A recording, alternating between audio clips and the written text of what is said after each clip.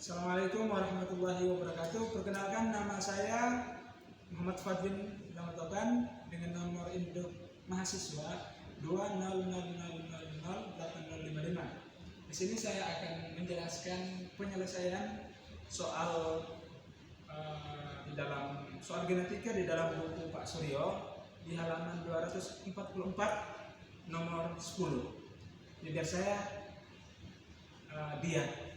Oke, baik. Sebelum saya memulai penjelasannya, terlebih dahulu saya membacakan soalnya. Seorang perempuan normal tetapi heterozigot untuk anodontia dan buta warna. Kedua gen yang menyebabkan kelainan tersebut terangkai pada kromosom X. Andaikan jarak antara gen-gen itu 20 unit dan gen-gen itu pada perempuan tersebut terangkai dalam susunan trans. Pada suatu hari, ia hendak menikah dengan seorang pemuda normal. Tunjukkan, pertanyaan pertama A, tunjukkan diagram perkawinan mereka. Baik teman-teman, mari kita selesaikan pertanyaan yang pertama terkait dengan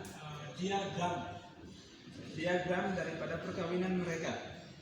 Misalnya, kita tuliskan di sini A yaitu normal, A besar normal, A kecil anodontia, B besar normal, dan B kecil buta warna. Setelah itu kita buat parentalnya. Laki-laki sesuai dengan soal di sini normal. Ini teman-teman, kita tulis A strip B disilang dengan perempuan. Oke, baik, selanjutnya kita membuat perkawinannya. Parental sama dengan laki-laki A besar strip B besar. Ini kenapa strip? Karena pada gamet ini terangkai pada kromosom X.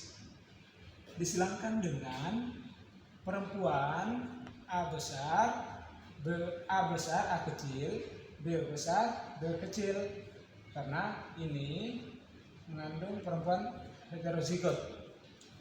Oke, baik. Sedangkan untuk gamet persilangannya, ini hasil gamet persilangannya bisa kita lihat teman-teman. Ini X, A besar B besar, Y strip. Sedangkan untuk perempuan hasil persilangannya ialah teman-teman bisa lihat A disilangkan dengan B besar menghasilkan A besar B besar. A disilangkan dengan B kecil menghasilkan A besar B kecil. Sedangkan berikut A kecil disilangkan dengan B besar menghasilkan A kecil B besar. Sedangkan A kecil disilangkan dengan B kecil menghasilkan A kecil B kecil. Oke, baik. Ini teman-teman, ini hasil persilangan daripada ini. Ya. Berikut kita mencoba untuk membuat papan caturnya.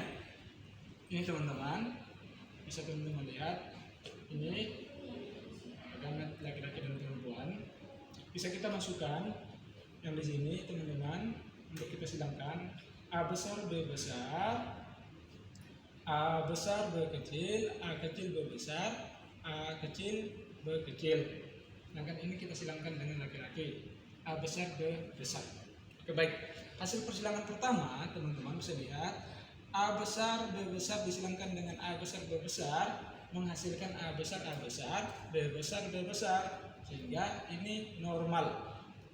Sedangkan berikut A besar B besar disilangkan dengan A besar B kecil menghasilkan A besar B besar B kecil. Ini pembawa buta warna. Di sini kenapa pembawa normal pembawa buta warna? Karena bisa teman-teman lihat di sini keterangannya di sini B kecil itu ialah buta warna. Ya teman-teman, keterangan awal yang sudah kita buat tadi. Oke. Terus berikut perkawinan selanjutnya ialah persilangan berikutnya ialah A besar B besar disilangkan dengan A kecil B besar menghasilkan normal pembawa anodontia. Bisa teman-teman lihat, ini menjadi catatan kita. A kecil, teman-teman lihat, A kecil dia anodontia, membawa sifat anodontia. Sedangkan berikut ialah perkawinan A besar B besar dengan A kecil B kecil. Ini menghasilkan A besar, A kecil, B besar, B kecil. Jadi ini buta warna dan anodentia, pembawa buta warna dan anodentia.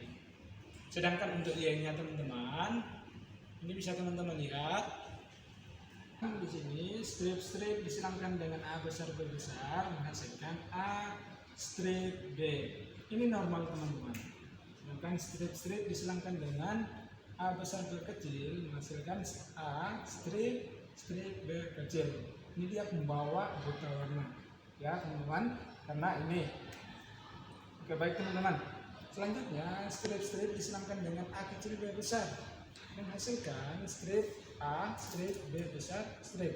Ini anodentia namanya.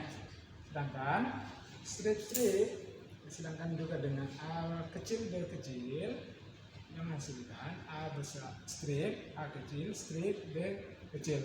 Ini yang membawa sifat anodentia dan buta warna. Kenapa tadi ini disilamkan dengan strip? Karena ini kita tidak ketahui rangkaian ini dia terangkai di dalam kromosom X, bukan pada kromosom Y.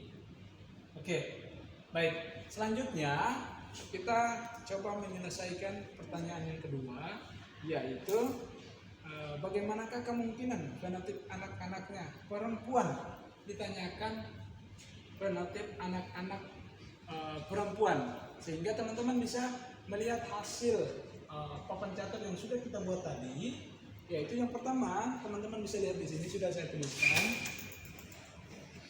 tuliskan, ya. Ini hasil persilangan yang sudah kita buat sesuai dengan papan catur tadi, ya teman-teman bisa lihat. Ini A besar, B besar, B besar. Ini dia normal, 100% normal.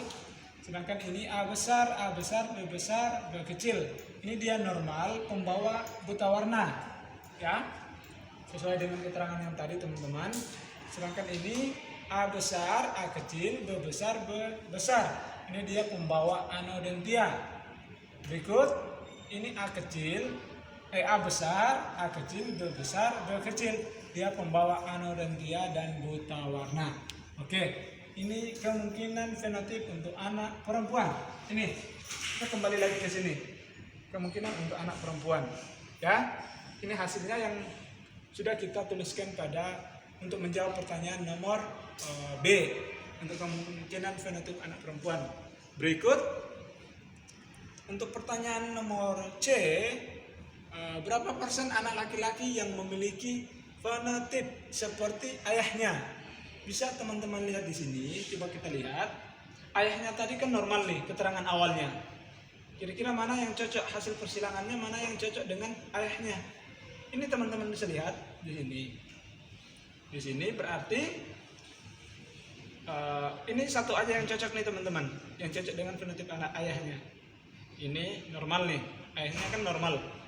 Ini enggak, pembawa buta warna. Ini anodentia dan buta warna, sehingga bisa kita tulis di sini teman-teman.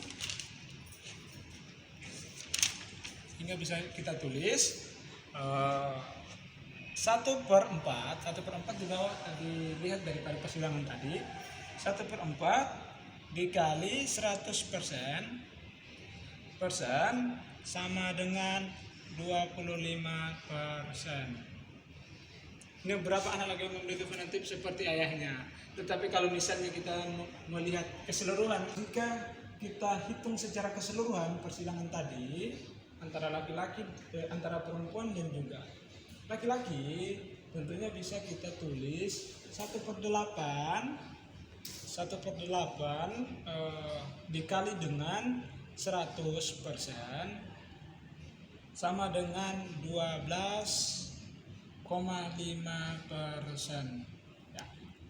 Ini secara keseluruhan, perhitungan secara keseluruhan, karena di soal tadi tidak secara spesifik menanyakan terkait dengan berapa persen anak laki-laki ataupun anak laki-laki seperti ayahnya. Hanya dihitung dari laki-laki saja. Oke, baik. Selanjutnya pada pertanyaan nomor D. Kita selesaikan pertanyaan nomor D. adakah di antara anak laki-laki itu yang sekaligus anodentia dan buta warna? Jika ada, berapa persen dihitung dari anak laki-laki saja? Nah, ini secara spesifik berapa persen? Bisa teman-teman lihat. Untuk menjawab pertanyaan nomor D, nomor 4, itu kan ditanyakan, adakah anak yang anodentia dan buta warna? Kira-kira berapa persen dihitung dari anak laki-laki? Teman-teman bisa lihat persilangan dari papan catat tadi. Lagi-lagi kita kembali ke sini teman-teman. Kira-kira anak yang punya sifat pembawa buta warna dan anodentia. Ini bisa teman-teman lihat. 1.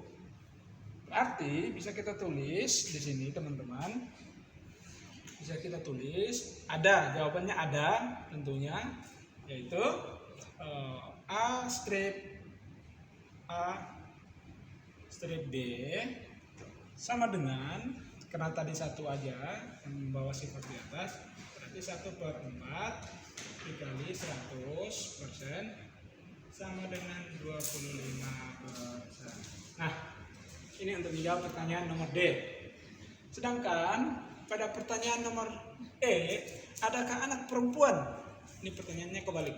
Sekarang dia tanyakan untuk anak perempuan. Adakah anak perempuan yang mempunyai genotip seperti ibunya? Nah, ini menjadi acuan. Seperti ibunya. Jika ada, kira-kira berapa persen dihitung dari anak perempuannya? Kita kembali lihat ke papan catat, teman-teman.